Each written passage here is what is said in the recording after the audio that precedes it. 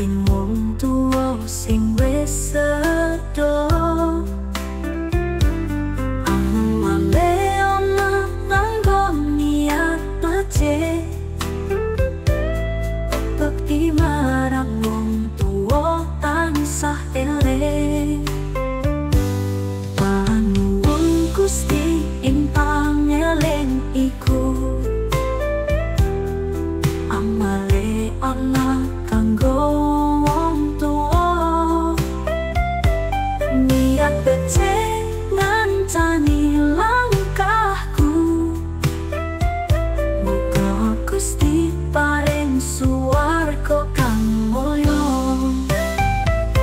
Milih marang tungane wong tuwa sing wis lunga ning pangkuwane Gusti. Amale ana tansah jalari keselamatan kang langgeng suwarga.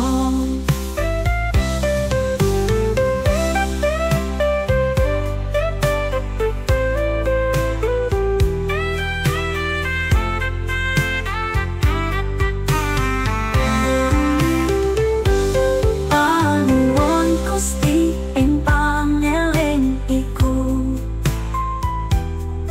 amale ana kanggo wong tuwa. Niat becik ngancani langkahku, muga Gusti paring suwarga kang mulya. Tuyande ana ing bedine